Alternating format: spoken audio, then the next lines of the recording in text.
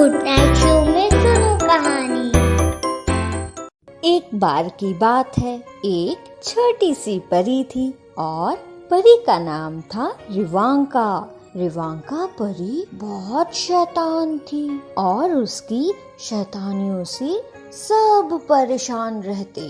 वो अपने जादू से कभी किसी को उड़ा देती तो कभी किसी का खाना गायब कर देती। वो बहुत शैतानियां करती। एक बार उसे जादू सिखाने के लिए एक बड़ी परी आई। जैसे ही बड़ी परी ने किताब खोली, रिवांका परी ने जादू से किताब ऊपर उड़ा दी और बड़ी परी को उस पर बैठा दिया। इससे बड़ी परी बहुत ही ज्यादा गुस्से में हो गई और वो रिवांका को बिना पढ़ाए चली गई।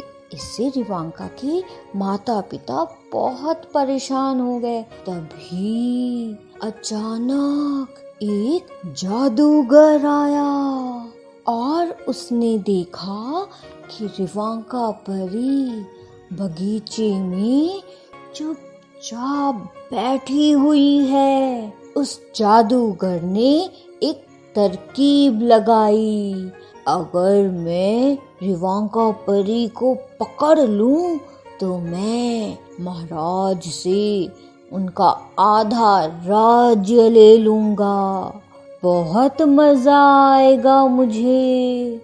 और यही सोचते सोचते जादूगर ने रिवांका परी पर पीछे से जादू किया और उसे चुप्पे से पकड़ लिया। फिर जादूगर रिवांका परी को एक बहुत दूर कोठरी में ले जाकर बंद कर दिया। जादूगर इसी तरह बहुत सारी परियों को अपने कब्जे में करके रखा हुआ था। लेकिन रिवांका परी को काबू में करना आसान नहीं था। इधर जादूगर राजा के पास गया और बोला, महाराज, मैंने आपकी छोटी परी को कब्जे में कर लिया है और अब मैं उसे तभी छोड़ूंगा जब आप मुझे आधा राज्य दे देंगे। लेकिन रिवांका के पिता को तो मालूम था कि उनकी छोटी परी बहुत ही ज्यादा शैतान है। वो जादूगर के कब्जे में तो नहीं रह पाएगी। इसीलिए रिवांका के पिता ने जादूगर से कहा, ठीक है, तुम मुझे 2 दिन का समय दो। 2 दिन के बाद सोच के बताऊंगा कि मैं तुम्हें अपनी परी के बदले अपना राज्य दूंगा या नहीं। जादूगर ने कहा, ठीक है, मगर 2 से तीसरा दिन नहीं होना चाहिए, वरना आपको कभी भी आपकी छोटी परी मिलेगी नहीं।